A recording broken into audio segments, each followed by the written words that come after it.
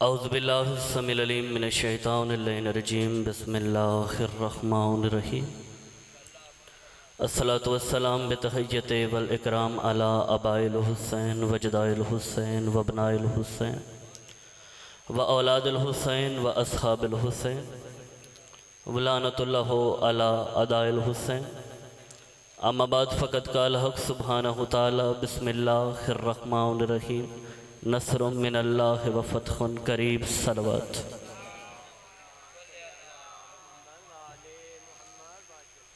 कोशिश कीजिए एक बार जमात सलवात पढ़िए।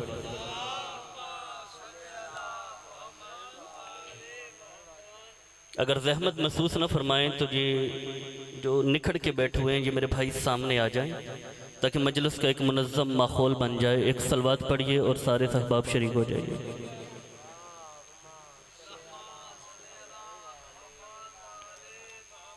इजाज़त है सरकार, गुफ्तगू शुरू की जाए।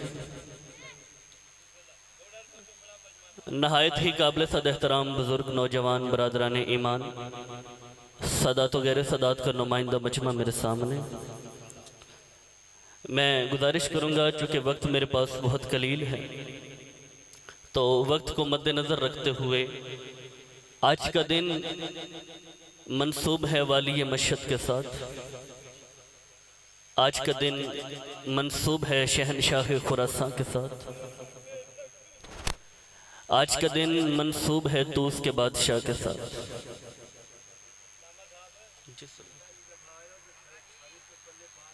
जी सरकार बिस्मिल्लाह। मैं ताबेदार इंशाअल्लाह। मेरा अपना घर है, मैं ज़रूर पहली बार नहीं और आखिरी बार भी नहीं आया, इंशाअल्लाह लुत्फ़ आएगा। तो जिक्र उस हस्ती का है जिसे ज़माना खुरासान का बादशाह कहता है। 12 इमाम हम अहले तशीयों के हैं। उन 12 में से 11 इमाम या आपको मदीना में मिलेंगे या इराक में मिलेंगे। नासिर भाई ये वाहिद इमाम है जो ईरान में रहते हैं। नाम है अली इब्ने मूसा रिज़ा।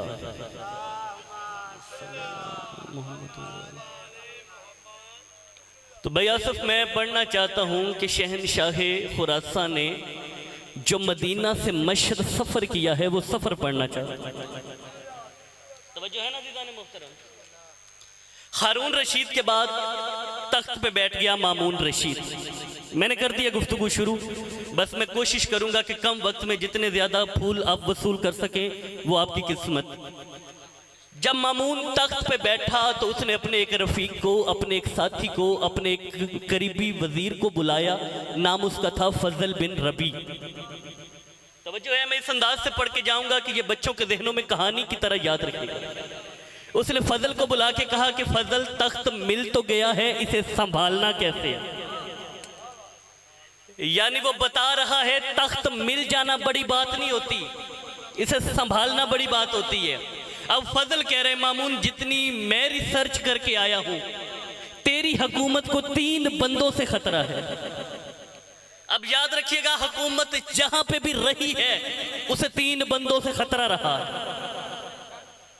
बात समझ में आ रही है? उसने कहा कौन कौन से? उसने कहा पहला है तेरा भाई अमीन। मामून कहता है उसे मैं कत्ल करवा दूंगा। दूसरा उसने कहा अमीन का वजीर। उसने कहा हम उसे भी कत्ल करवा देंगे। तीसरा है अली इब्ने मूसा रिज़ा। भाई सर उठाना मेरे साथ, हाथ खोल के बैठेंगे मेहरबानी हो। तीसरा है अली इब्ने मूसा रिज़ा। मामून कहता है ये कहाँ के रहने वाले हैं? मशहद में तो देखा नहीं। फजल कहते नहीं ये मशहद के रहने वाले नहीं, ना ये ईरान के रहने वाले हैं, ये रहने वाले हैं मदीना के।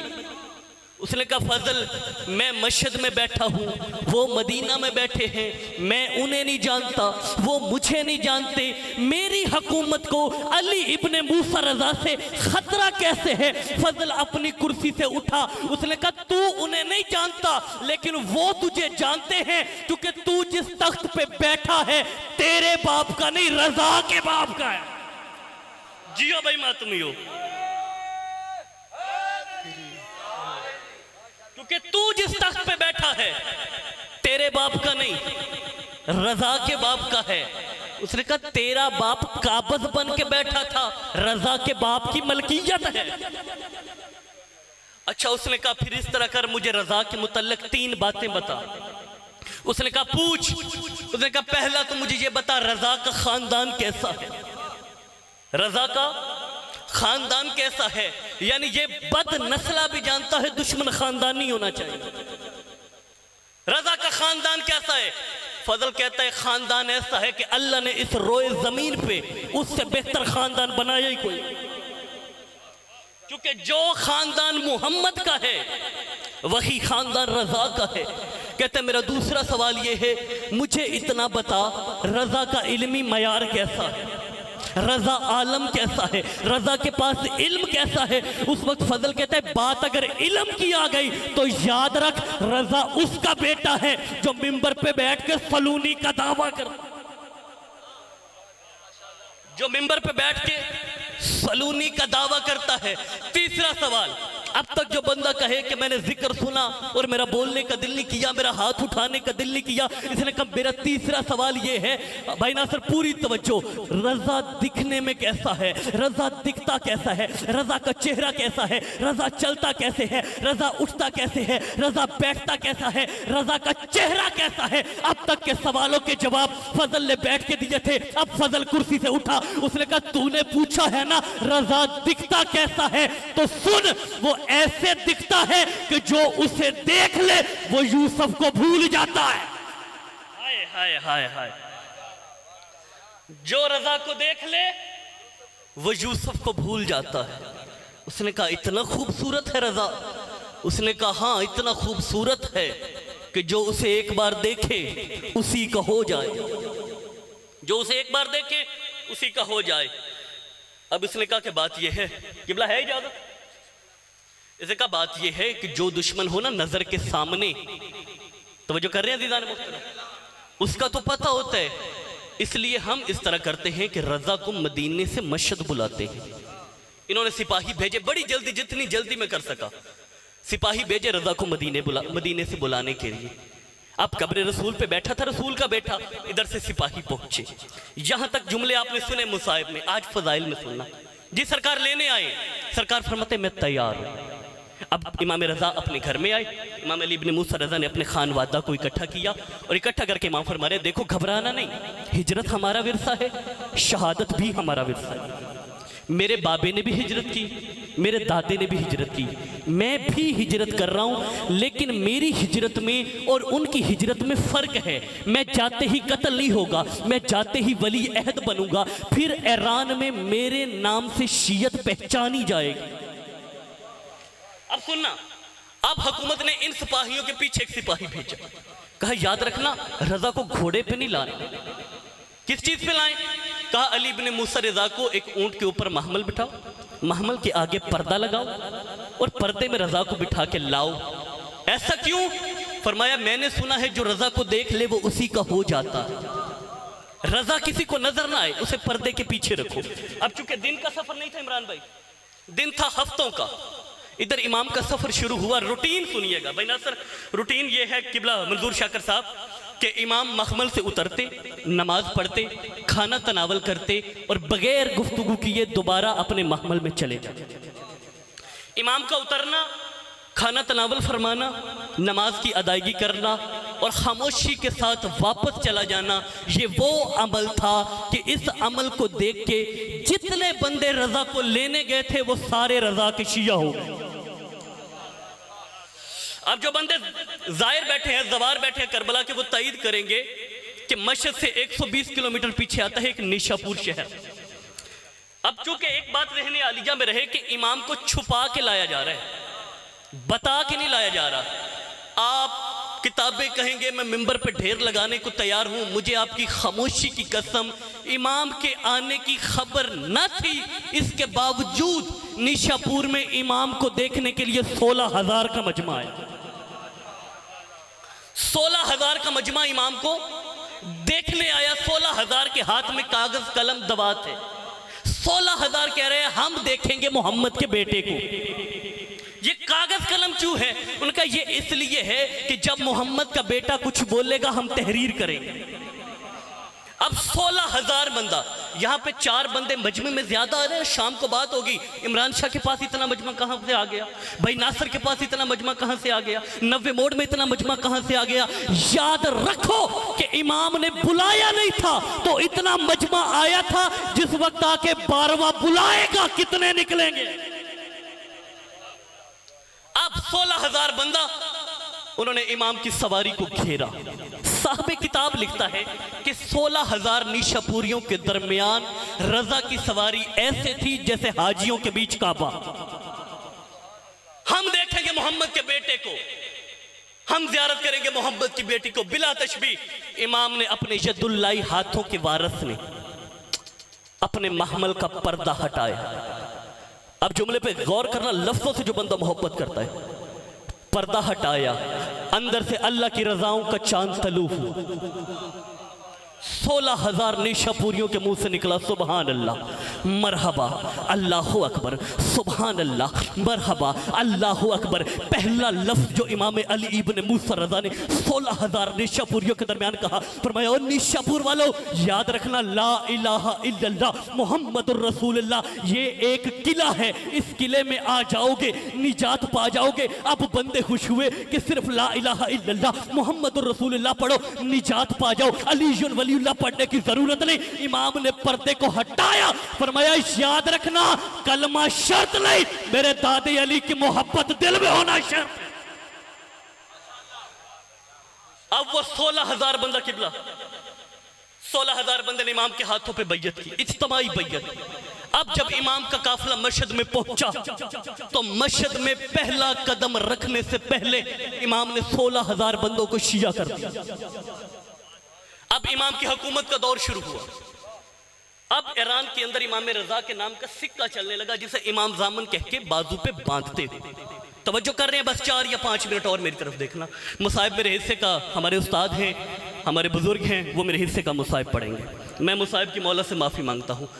अब जब इन्होंने देखा कि ईरान के अंदर शीयत रजा के नाम के सदके परवान चढ़ रही है, अब इन्होंने कहा कुछ ऐसा किया जाए कि रजा को हटाया जाए। हटाएं कैसे? इसने फिर फजल को बुलाया। फजल क्या करे? उसने कहा कुछ भी करना, तलवार ना निकालना, कुछ भी करना, तलवार नहीं निकालना। उन्होंने कहा क्यों? उन्होंने कहा तूने करबला में देखा नहीं, करबला के बाद हुसैन ने किसी को इस काबिल छोड़ा ही नहीं, इस घर के मुकाबले पे तलवार ले आए। फिर क्या करें? इसने कहा पूरी दुनिया के आलमों को खत लिख, हर मजहब में हर मसलक में, पूरी दुनिया से आलम बुला, जादूगर बुला, मुफस्सर बुला, रजा के साथ मुनाजरा रख, कोई तो बात होगी जिसका जवाब नहीं दे पाए। इसने खत लिखा, एक खत पहुंचा हमारे बर्रे सगीर में, हिंदुस्तान में, जो इमाम रजा से मुनाजरा करना है। आका फंदसी 11वीं सदी के कालम गुजरे हैं। वो अपनी किताब में लिखते हैं कि जब मैं हिंदुस्तान गया तो मैंने पूछा यहाँ की मशहूर चीज कौन सी है। तो उन्होंने कहा यहाँ पे एक पंडित मशहूर है, वो 6 महीने सोता है, 6 महीने जागता है। 6 महीने सोता है, 6 महीने जागता है। हमारे यहाँ तो जो आता है उसे देखने जाता है। आका फंदसी कहते हैं जब हर कोई उसे देखने जाता है तो मैं भी उसे देखने जाऊं। आका फंदसी उसके दरवाजे पे गए, सामने उसका गुलाम खड़ा है। किधर है तेरा पंडित? उसे कहा जी अभी अभी आराम करने गए हैं। कहा जल्दी जाओ उसे कहो कि कोई अरब से मिलने आया। अब वो गुलाम अंदर गया, उसे कहा हजूर कोई अरब से मिलने आया है। उसने कहा नहीं, अभी तो मेरा सोने का वक्त शुरू हो रहा है। याद रखना कितनी देर सोता है? मैं मिंबर पे थोड़ा ऊंचा सुनता हूँ। कितनी देर सोता? कितनी देर है? 6 महीने। उसने कहा हजूर आपने कौन सा सुबह जल्दी उठना है, आपने तो उठना है 6 महीने बाद, घंटा बाद में सो जाइएगा। उसने कहा नहीं मेरी नींद का वक्त है। उसने कहा हजूर मिलना या ना मिलना आपकी मर्जी, लेकिन जो आया है वो नूरानी शक्ल वाला है, जो आया है नूरानी शक्ल वाला है। 2.5 या 3 मिनट मुझे देना। उसे कहा जल्दी कर जल्दी कर, नूरानी शक्ल वाला है। तो फौरन बुलाया गया, आ गए। उसने बिल्कुल सामने आकर फंदसी को खड़ा किया, खड़ा करके कहता है तेरा चेहरा सूरज की तरह है, नूरानी नहीं। सूरज की तरह है भाई, पूरी तवज्जो, नूरानी नहीं। उसने कहा तू हिंदू पंडित है, तुझे ये पता चल गया कि ये नूरानी नहीं, तूने कोई नूरानी चेहरे वाला देखा है? उसने कहा हाँ देखा है। कौन था? कहते हैं अली इब्न मूसा रिज़ा। उसने कहा 400 साल पहले इमाम चले गए दुनिया से, तूने कहां से देखा? उसे कहा जब मामून रशीद ने खत लिखे थे तो हिंदुओं की तरफ से जो खत आया था वो मुझे आया था। कहा तेरी उम्र इतनी ज्यादा है? कहा हाँ, मुझे अली के बेटे ने दुआ दी थी कि मुझे मौत तब आएगी जब मैं चाहूंगा। मैंने गल कंप्लीट करन दे, डिस्टर्ब ना करे, ठीक है जी। मैंने ना 20 मिनट आके अनमोल दे बेच 20 मिनट आके, ठीक है। अगर ज्यादा मसला में चला जाए पढ़ो टाइम दे, पढ़ो कोई बात नहीं। मुझे अली के बेटे ने कहा था तेरी जिंदगी तब तक होगी जब तक तू चाहेगा, तुझे मौत तब आएगी जब तू चाहेगा। फंदसी कहते सारी बातें छोड़, मुझे रजा का मुनाजरा सुना।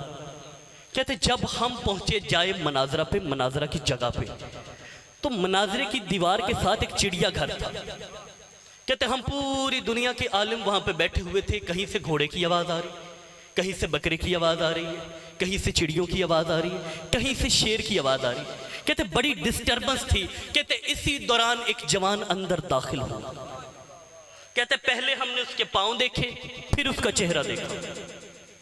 कहते इधर से उसका पांव पंडाल में आया, घोड़े के बोलने की आवाज खत्म, चिड़ियों के चहचहाने की आवाज खत्म, शेर के धाड़ने की आवाज खत्म।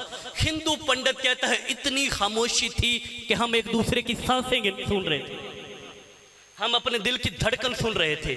कहते फिर उसने देखा कि अगर मैं चंद लम्हे यूं ही रहा, मेरे जलाल से इनकी मौत हो जाएगी।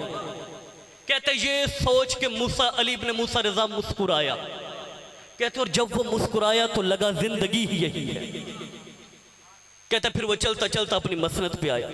मसनद पे बैठ कर रजा ने कहा करो सवाल।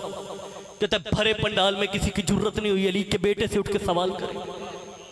कहते रजा ने दूसरी दफा करो सवाल, कोई नहीं उठा। तीसरी दफा कहा करो सवाल, कोई नहीं उठा। चौथी दफा एक ईसाई पादरी उठा। उसने कहा रजा फायदा ही कोई नहीं सवाल करने का, हम जहां से सवाल करेंगे तो कुरान से जवाब देगा। रजा चलते हुए उसके करीब गए, उसके कंधे पे हाथ रख के कहते हैं परेशान ना हो, तू सवाल जहां से मर्जी पूछ, मैं जवाब उस अंजील से दूंगा जिसे निशानी लगा के अलमारी में रख के आया।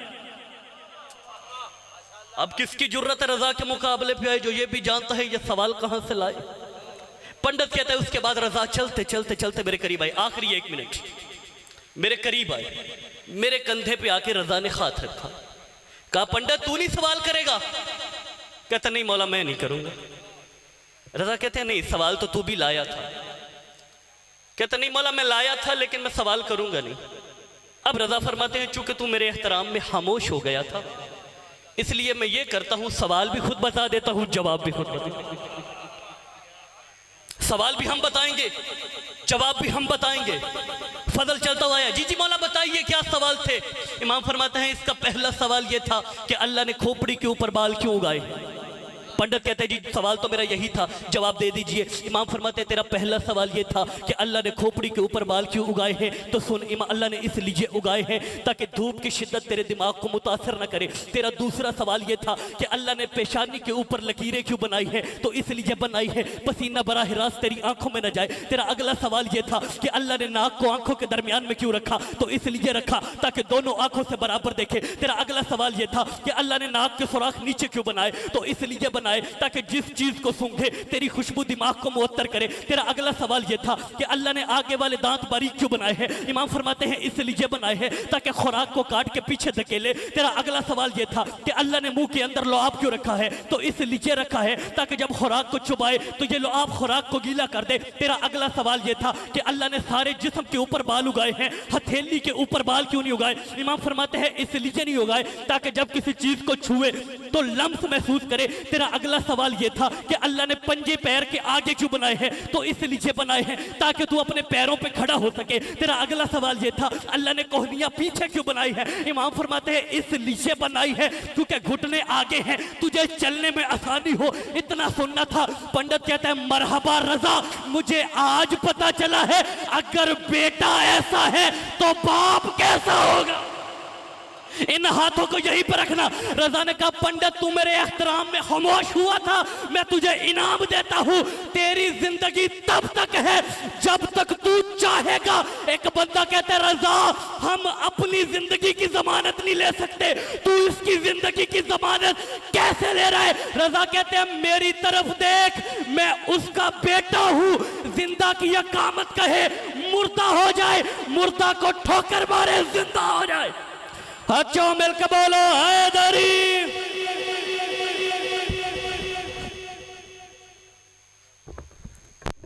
माशाल्लाह।